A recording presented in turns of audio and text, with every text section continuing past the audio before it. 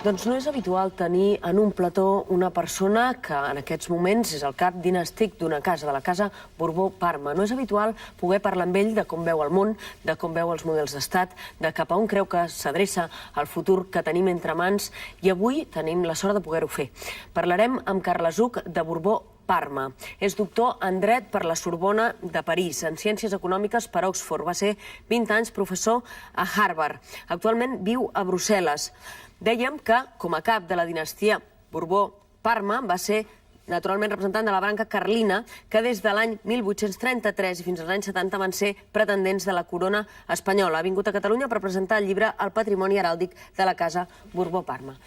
Buenas noches. Buenas Bienvenido noches, a la mitad del día. Decíamos que no es habitual poder conversar con una persona que tiene la experiencia que usted tiene, histórica, y el rol que usted ha jugado, pero aparte que mira hacia el futuro, pues las cosas que nos afectan a todos. Si le parece, antes me gustaría situarnos en lo que ha representado usted como el pretendiente de los carlinistas a la corona española, ¿no? ¿Qué significó aquella época en que se barajó la posibilidad que Franco confiara a Carlos Hugo de Borbón-Parma la posibilidad de sucederlo, como hizo luego con Juan Carlos?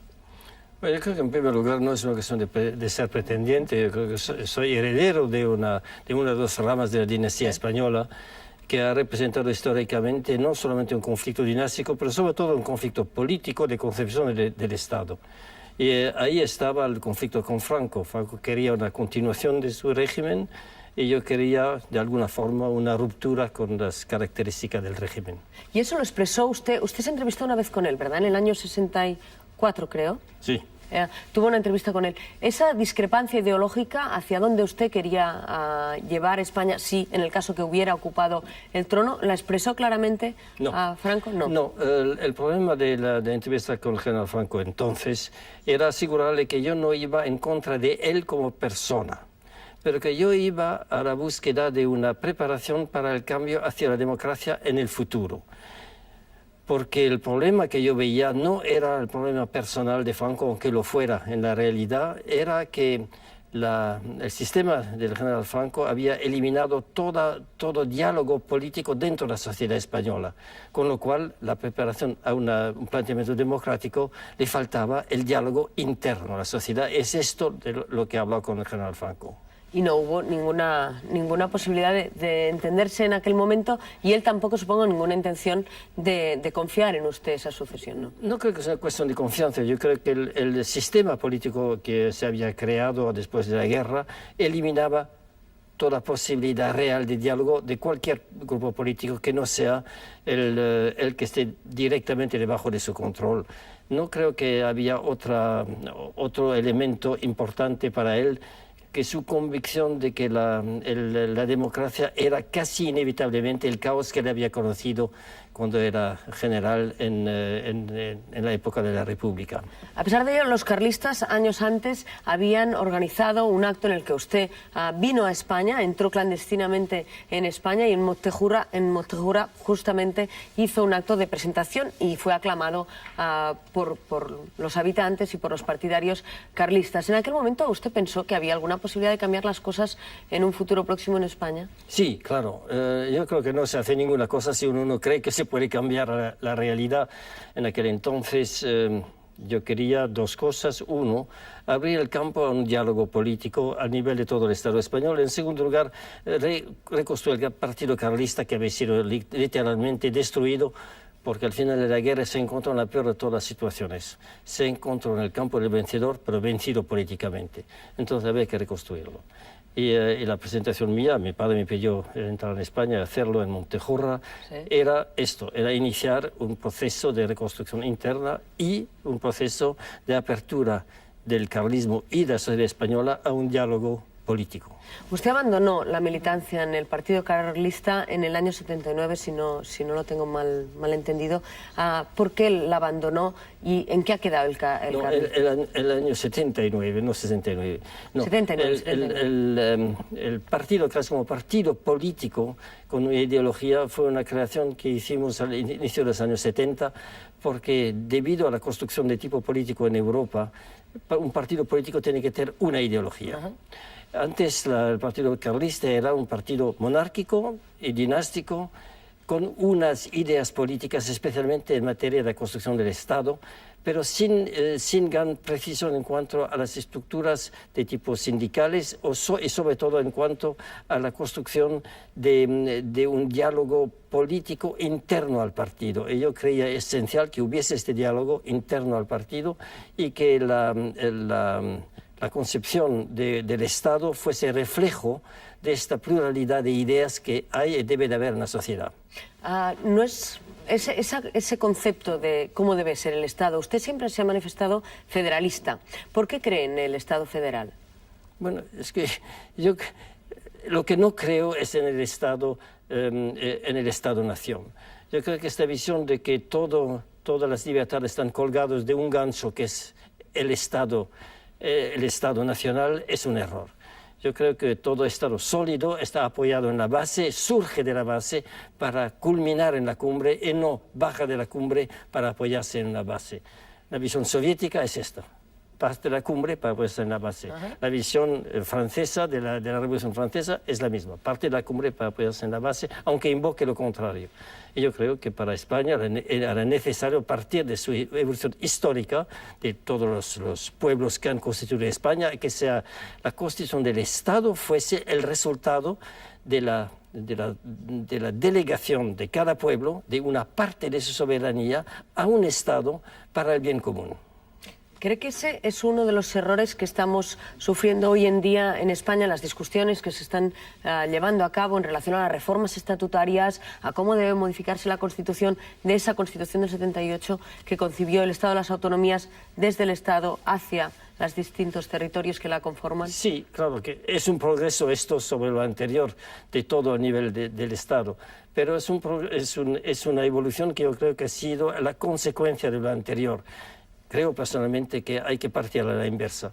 Y no se trata de un separatismo, se trata de una unión creada sobre una base común que son las regiones o los estados o los estados históricos que ha habido en España y que han constituido la unidad delegando una parte de su autonomía, de su poder o de su soberanía a un centro para el interés común. Creo que esta visión de abajo arriba es mucho más sólida que la visión de arriba abajo, porque la visión de arriba abajo quiere decir que arriba hay los que saben todo y lo deciden todo e incluso os conceden unos derechos, mientras que lo otro es una visión de que existen los derechos anteriores al Estado y que delegan al Estado unos derechos especiales, que eso se verá en la Unión Europea también. Esta no es, por eso, la dinámica de los estados que son protagonistas en este momento en la política europea, pero sin embargo en la construcción europea sí puede pensarse en esa situación de esos estados miembros, 25, que se montan desde la base y se suma hacia la cúpula. ¿Cree que la Unión Europea puede ser el reflejo de ese esquema? Yo creo que la Unión Europea es precisamente el modelo de esta Unión, porque no existe un Estado anterior que pudiera monopolizar el poder. Y yo creo que esto es muy importante, no solamente para la vida actual, sino para crear en la sociedad entera, una visión de responsabilidad en la tarea común. ¿Qué rol pueden jugar las monarquías en la situación actual, en el mundo actual que vivimos? ¿Qué papel cree, porque usted seguro que habrá reflexionado sobre esta cuestión por cuestión de nacimiento ya, ¿no? ¿Cuál es el rol que pueden jugar las monarquías ahora en política? Mire usted, en primer lugar, las monarquías son un fenómeno histórico. No podemos negar la historia y pretender que la monarquía no es un sistema político útil si ha sido útil durante varios miles de años. En segundo lugar, yo creo que podemos constatar que algunas repúblicas, la más antigua de todas, las repúblicas modernas de Estados Unidos, es un sistema monárquico. Es decir, que aunque no es hereditario, es un sistema monárquico. El presidente tiene el poder de un monarca en Europa o mucho mayor que el de un monarca europeo. Pero hoy día las monarquías están integradas en un sistema democrático, en un sistema de partidos. De modo que la diferencia fundamental es cuál es el título que tiene el presidente o cuál es el título que tiene el monarca. El monarca es hereditario, el presidente es de alguna forma hereditario dentro de un sistema de partido. Ahora, justamente hablábamos de esta cuestión porque ha salido este último número de Sapiens que trata justamente de su història. Un altre rei va ser possible. És la història de Carles Hug de Borbó respecte de Joan Carles I en el moment en què es va produir aquesta circumstància de la qual parlàvem. Usted, Carlos Hugo de Borbón-Parma, ha hablado con Juan Carlos I de estos planteamientos de cuál es el rol de la monarquía. ¿Se establecen esas conversaciones? No, mire usted, no hemos hablado de esto. Yo siempre he tenido para él personalmente una gran simpatía, un gran afecto, y yo creo que él ha aceptado una carga y seguramente lo ha aceptado con todas en plena conciencia de que era su deber hacerlo.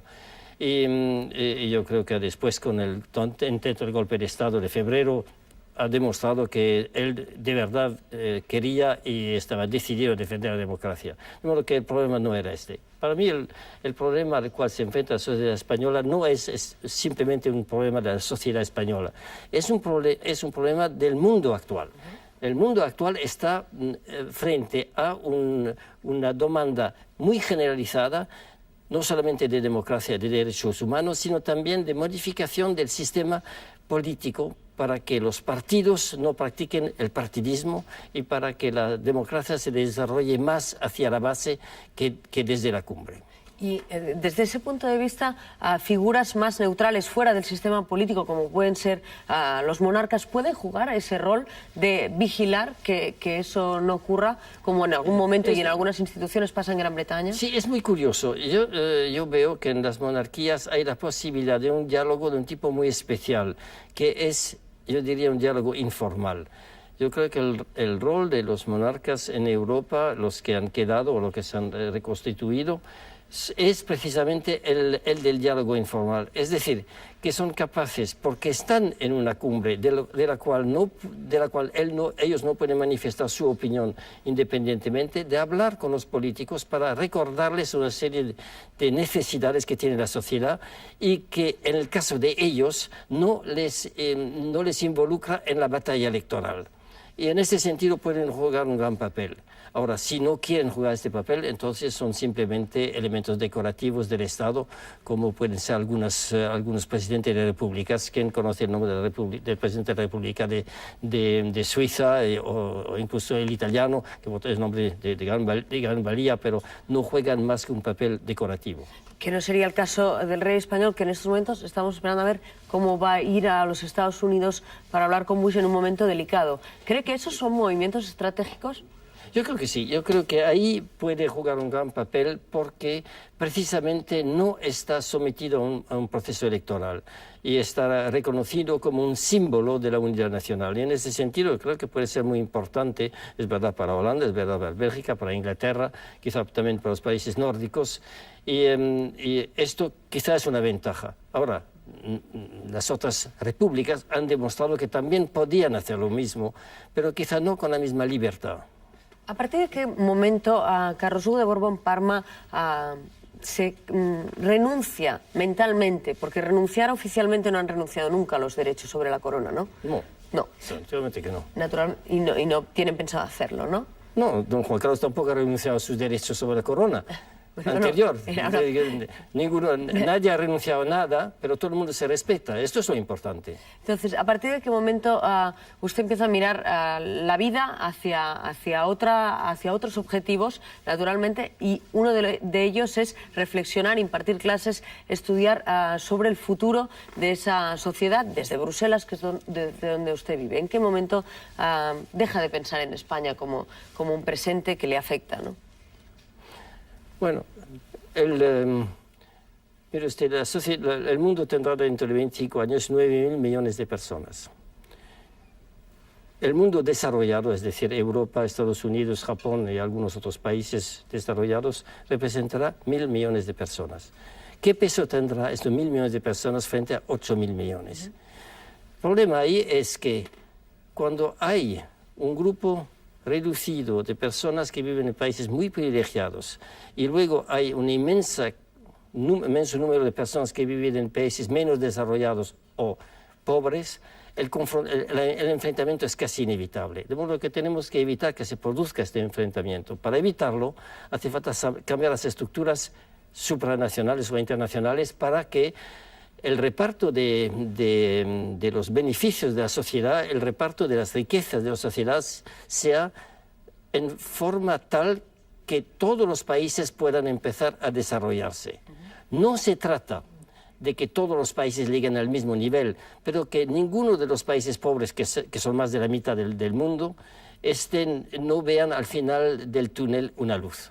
Una de las cuestiones que le preocupan a usted justamente es la globalización, los aspectos negativos que puede tener por ese desequilibrio. ¿Cómo se puede luchar cuando se oyen críticas justamente contra las personas que se oponen a los movimientos de globalización? ¿Cómo se puede racionalizar esa globalización para que estén premiados de algún modo los valores positivos que nos aportan? Bueno, muchas de las gentes que critican la globalización tienen razón. Tienen razón porque la globalización que ellos han visto ha sido la globalización financiera que se ha hecho de un modo salvaje, sin ningún respeto a los derechos ni a los intereses de los países pobres o de los países menos desarrollados, es solamente en función del interés, al fin y al cabo, de grandes grupos financieros mundiales. Entonces la crítica es perfectamente justificada. Pero lo que no está justificado es estar en contra de la globalización porque estamos dentro. El mundo está globalizado, que lo queramos o no. El problema hoy en día es cómo lo organizamos. La visión hace 20 años era que la globalización era la ruptura de las fronteras nacionales y al fin y al cabo un intercambio internacional. Hoy está claro que el intercambio internacional no es la solución, porque hace falta que haya una autoridad supranacional para que estos intercambios estén en función de los intereses de todos y no solamente de los países más poderosos. La gran diferencia es que globalizar el sistema político no es el romper las fronteras nacionales, es dar a todos los países una parte, pedir a todos los países una parte de su soberanía, darlo a unas instituciones supranacionales para el interés común del mundo. Lo mismo que en España, yo creo que el problema de la construcción del Estado es partir de las sociedades infrasoberanas, las sociedades que existen en el país, los países, pueblos, ex naciones que constituyen España, para delegar poderes al Estado. Lo mismo, los Estados europeos tienen que delegar a un poder europeo ciertas funciones que solamente pueden ser resueltas a nivel europeo, y Europa tendrá que delegar a algunas instituciones globales o mundiales algunos poderes para que pueda funcionar. Pero justamente ese ente supranacional, que supongo que la referencia inmediata es las Naciones Unidas, es difícil de arbitrar, es difícil de que funcione correctamente cuando hay algunas decisiones clave en las cuales hay algunos países que tienen derecho de veto, ¿no? Bueno, el problema del veto es un problema histórico. Son 4 países que tienen el veto, es una cosa absurda. Hoy en día no corresponden a nada. Y los vetos van a desaparecer probablemente dentro de poco tiempo. ¿Usted cree que eso es posible? Sí, yo creo que sí. Se quedarán como un veto relativo, es decir, en caso de dudas podrán tener un cierto poder. Pero esto no es el problema. Para mí el problema es que las Naciones Unidas tienen que tener un ejército mundial para que los problemas que existen efectivamente en el mundo se resuelvan no por la acción de un gobierno, hoy día los Estados Unidos, que son los únicos que tienen capacidad de acción militar mundial, y no es justo que los Estados Unidos tengan este poder ni esta responsabilidad, porque es un arma de 2 filos, es un arma para ellos y un arma contra ellos. Y puede ser muy grave en el mundo futuro que haya un país que tenga este poder dominante para el mundo y para los Estados Unidos. La segunda cosa, las Naciones Unidas tienen que desarrollar un poder de decisión que no sea puramente un poder de decisión de asamblea. Si no existe un mecanismo gubernamental, aunque sea mínimo, pero gubernamental, es difícil que funcione. Y por fin hace falta un sistema de organización de la economía, un sistema financiero supranacional, que puede ser el Fondo Monetario Internacional o el Banco Mundial, que pueda realmente tomar sus decisiones sobre los grandes problemas financieros del mundo y no dejarlo a la vagancia de los grandes grupos financieros que al fin y al cabo sirven su propio interés porque es su naturaleza de servirse. Vamos de lo grande a lo pequeño. Usted vive en Bruselas, pero ha tenido una gran relación con Cataluña, con el País Vasco, con Navarra, que son zonas donde los carlistas han sido fuertes y tradicionalmente han tenido una fuerte implantación, representación. ¿Cómo se ve desde Bruselas estas naciones históricas y su representación dentro de ese mundo global del que hablaba? Bueno, en Bruselas existe una representación de las regiones europeas, regiones que existen en Italia, en Alemania, en Holanda, en Inglaterra, en Francia y en España. De modo que mismo desde Bruselas la realidad de las regional, no nacional, está. ¿Pero es anecdótica o es tomada en cuenta o es observada como un problema? De momento está un poco bloqueado por el aspecto del poder nacional o de la soberanía nacional, de momento. Pero no se olvide usted que la soberanía nacional se está evaporando hoy en día y rápidamente. De modo que lo que era soberanía hace 10 años ya no lo es hoy, dentro de 10 años no lo será. De modo que todas esas realidades que existen dentro de todos los países europeos y en el mundo, dentro de todos los países del mundo, será una realidad dentro de 10 o 15 años que probablemente habrá puesto un fin al Estado-Nación. Habla con mucho convencimiento de algunas visiones de futuro. Por ejemplo, la desaparición de la soberanía nacional de los Estados, cuando seguramente los espectadores que nos ven pues siempre tienen esa imagen de los jefes de gobierno que se reúnen y que son finalmente los que toman las decisiones, o de esa posibilidad de un solo ejército bajo las Naciones Unidas y de la desaparición del derecho de veto. Son imágenes muy contundentes.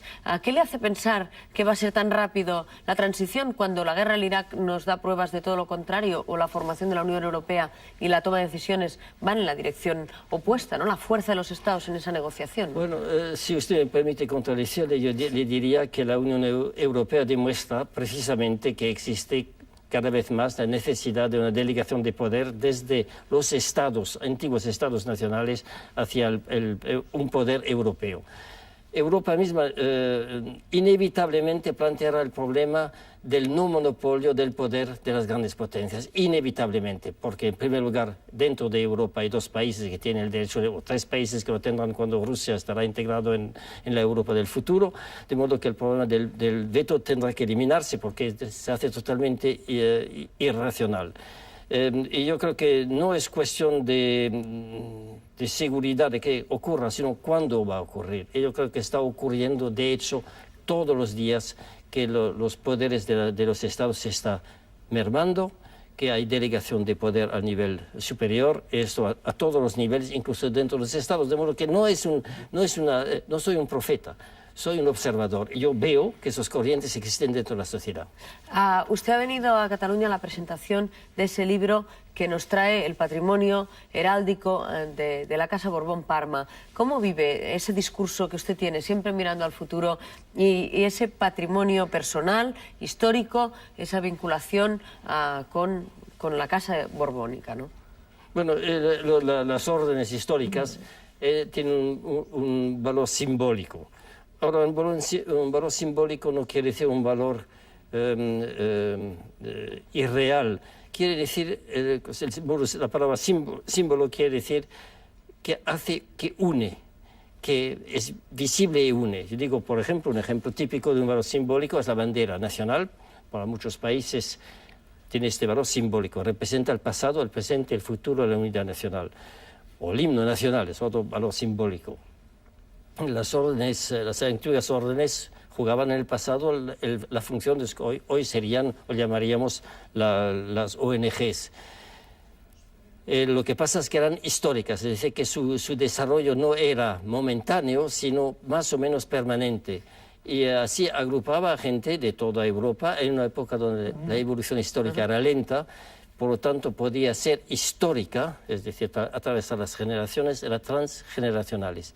Hoy día estamos en un fenómeno de aceleración histórica, el valor simbólico queda, yo creo que las órdenes que tenemos o que tenemos en nuestra familia van a servir para esto, agrupar gente que tiene como visión cómo cambiar el mundo, no en lo inmediato, sino en lo más permanente. ¿Le hubiera gustado que su hija se hubiera casado con Felipe de Borbón en vez de con doña Leticia, que ahora es princesa de Asturias, y así unir a esas dos bancas de la dinastía borbónica, se hubiera acabado el conflicto de algún modo que se arrastra desde 1833? Yo les sugeriría que lo preguntara a mi hija y a don Felipe. Esta es la pregunta que ellos solo podrían contestar. Y seguro que es una magnífica revelación de cómo ve a Carles Duc de Yo Borbón. creo que la libertad de la gente hay que preguntárselo a ellos cuáles son sus intenciones. Y esto seguro que es revelador de cómo usted ve esta cuestión. Muchas gracias por acompañarnos en Anita al Día. Yo encantado de haber tenido el gusto de conocerla, aunque yo había oído hablar de usted, pero yo creo que usted sabe preguntar, hacer preguntas y provocar a la persona que está en el banquillo de los acusados. Es nuestro trabajo. Muchas gracias. Bueno, gracias.